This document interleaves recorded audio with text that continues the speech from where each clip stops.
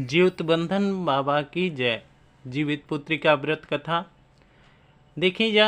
आज 25 सितंबर 2024 दिन बुधवार, और आज खास तौर पर हमार माई और बहन जतना बाड़ी जा, जौन पुत्रवती बाड़ी जा, वो अपन पुत्र के लंबी आयु खातिर कथा व्रत करिहन जा। और बेचारी दिन भर निराहार रह के अन्य के कहो पानी के एक घूंट तक ओहन जना के गला में ना जाई, और कतना संकट सह के अपन पुत्र खातिर ई व्रत करे ली जा। देखी जा, ई व्रत में 3 गो कथा बहुत ज़्यादा मने उत्तम मानल जाला।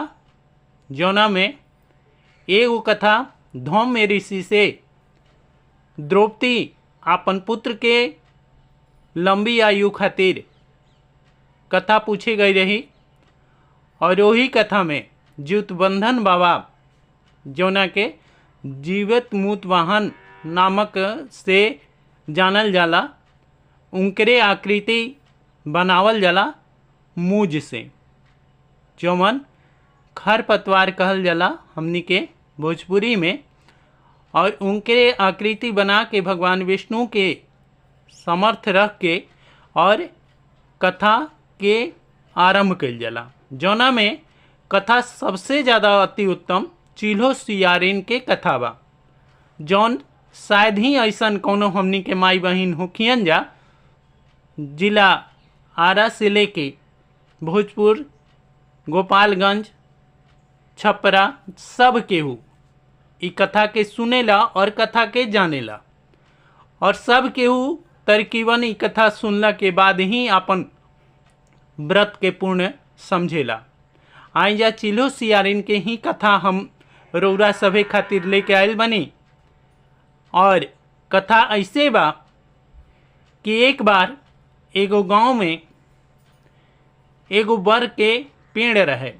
वही पेड़ पर एगो चिल्ली रहत रही, और उनका नीचे घोंथड़ा बना के, यानी कि वही खोता में चिल्ली रहत रही, और ओकरा ठीक नीचे एगो बना रहे पेड़ में सुरंग जैसन। वही सुरंग में एगो सियारिन रहत रही, और ओहन जानी के काफ़ी मित्रता रहे। दोनों जानी पक्का सहेली रहे जा। जवन चीज़ चिल्हो ले आवस वो सियारिन खातिर रखस, और जवन भी सियारिन ले आवस बेचारी खोज के खाई पिए वाला वो अपन चिल्हो खातिर रखस। ए तरह चिल्हो सियारिन के मित्रता बहुत ज़्यादा घनिष्ठा रहे। और एक दिन के बात बा कि वही जंगल में जहाँ बट के वृक्ष रहे, वही जंगल में अखबार भरे खातिर सुहागिन स्त्री सब गीत गावत, मंगल गावत, हाथ में थाल ले आवत रही जा। ये बात के सियारिन देखली, कली कि ये चिल्हो देखा ना, हमनी के गांव के औरत सब कितना सुंदर सुंदर श्रृंगार करके ये का करे आवत रही जा, हमरा कुछ समझ नहीं के आवत। और उली जा एहन जानी दोनों जानी, ये सियारिन भी नीचे से और चिल्हिन भी ऊपर से देखत रही जा। का देखत रही जा कि एगो अखबार के गाछ होला, वो अखबार के पौधा के अखबार दे तरी जा, और ओजा बैठ के खूब सुंदर एगो कथा कहत रही जा। कथा सुन के वो बहुत रोमांटिक हो गई जा। बेचारी बहुत ज़्यादा सोच में पड़ गई जा कि हो ना हो, यही चलते हमनी के पुत्र के भी हमनियों के कामना करे के चाहिए। भगवान हमनियों के पुत्रवती दी हैं, और हमनियों के ये व्रत त्यौहार करे के चाहिए। चिल्हो कहली कि हे सियारिन, ऐसा ना कल जाओ कि अगला साल हमनियों के जहिया जीवतिया होखी तहिया हमनियों के व्रत कल जाई। और ई बेचारी संकल्प अपना मन में ले ली जा। व्रत के टाइम आइल, और दोनों जाने निराहार व्रत कर ले ली जा। निराहार व्रत कर ले ली जा। बाकी चिल्हो बड़ा श्रद्धा से, बड़ा भक्ति भाव से ज्योत बंधन बाबा के गोड़ लाग के और अपन व्रत के संकल्प कर लेली। सियारिन भी संगे संकल्प कैली। बाकी जब शाम के टाइम आइल तो उनकर पेट में गुड़गुड़ू होखे लागल, यानी कि भूख के मारे उनकर आत्मा कुहके लागल। वो सोचे लगली कि अरे कैसन ई व्रत बा, हमरा से तब भूखे ना रहल जाई। और चिल्हो बेचारी ऊपरे अपन घोंसला में बैठ के और भगवान के नाम की जाप करत रही। सियारिन नीचे से धीरे से उठली और पहुंच गेली शमशान घाट में। और शमशान घाट में पहुंच के हिक भर जितना उनका मन कैलस मांस और हड्डी चबा गेली और चबा के कुछ हड्डी आपन लेके पहुंच गेली ओइजा और आपन आके नीचे बैठ के खूब बढ़िया से आपन भोग लगावे लगली। जब कड़कड़ की आवाज़ सियारिन चिल्हो के पड़ल तब वो कली कि हे बहिन ये कहाँ बाजता। तब वो कहत रही कि अरे कुछ बाजत हुई, हम तो कुछ नहीं की करत। तब वो कली कि हे सियारिन बहिन, अगर कुछ भी ये व्रत में तू थोड़ा सा भी गलती कैलू तब भगवान बहुत बड़ा सजा दी हैं। ये बात के खास ध्यान रखी है। ये बात के सियारिन कुछ भी ना कहली और कुछ भी ना सुनली। कुछ दिना के बाद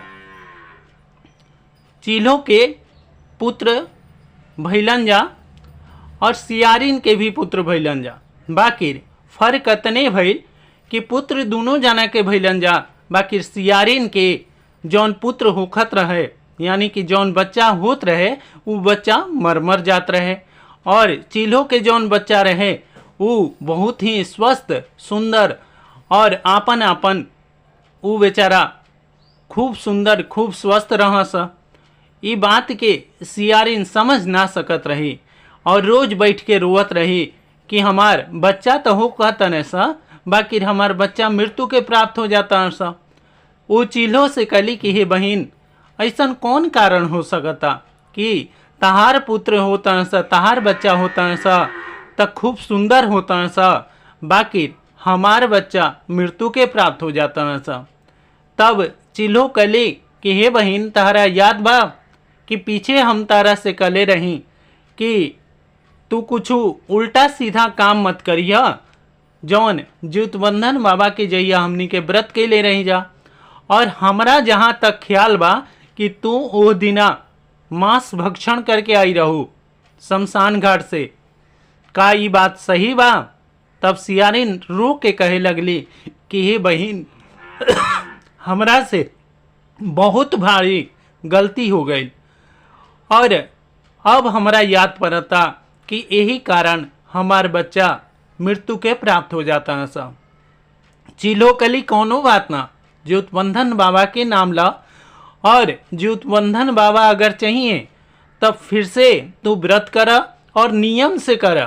जैसे जैसे नियम हमने के माई बहन करे लीजा वही नियम से तू कर और भगवान विष्णु जी के अगर कृपा हुई तो हमने के योनि से भी मुक्ति मिल जाई और हमने के जौन बच्चा भी स्वस्थ हुई हैं। ये बात पर जौन सियारिन रही बहुत ज़्यादा अपन मन में भावना लेके श्रद्धा लेके कली कि हे बहन, अब हम संकल्प करतनी कि चाहे कुछ भी हो जाए, बेशक जब भी होके हम ठंगन के दिन से लेके और जहिया व्रत उपवास के पूर्व व्रत ना हो जाए तब तक हम व्रत में निराहार रह के और व्रत पूरा श्रद्धा भाव से करब। और ये तरह करके वो अगला व्रत में पूरा श्रद्धा और भक्ति भाव से भगवान विष्णु के हाथ जोड़ली। ज्योतबंधन बाबा के जौन जौन व्रत में नियम रहे सब नियम कैली और नियम करके और चिल्हिन उनका लगे बैठ के और उनका से पूरा दिन वो व्रत के नियम के पालन करवैली। और ये तरह करके जब वो पालन कैली तो अगला साल उनकर जो भी बच्चा भइल वो सब स्वस्थ हो गए, सब सुंदर और खूबसूरत भइल, क्यों मृत्यु के प्राप्त ना भइल। ये तले चिल्हो सियारिन दोनों जाने भक्ति भाव से आपन पूजा कैली जा। और आज भी ओहन जने हमरा माई बहन के हृदय में अमर बाड़ी जा। और हमार बिहार के जितना माई बहन बाड़ी जा उस सब केहू जब से चिलो सियारिन के कथा ना सुने ली जा तब तक वो व्रत के पूर्ण ना समझे ली जा। यही चलते हम आज भी रौरा सभी के चिलो सियारिन के ही कथा डल्ले बनी। रौरा सभी भी भक्ति भाव से सुनी जा और भगवान विष्णु के ध्यान करी जा और व्रत नियम से करम जा। काहे कि ये व्रत में नियम की ही सबसे ज़्यादा श्रद्धा दिखल जला। हर हर महादेव, जय श्री गुरु। और ये कथा रौरा सभी के कैसन लगल जरूर से जरूर कमेंट बॉक्स में जुतवाहन बाबा की जय लिख के जरूर बताएं जा। जय श्री राम, जय गणपति भगवान।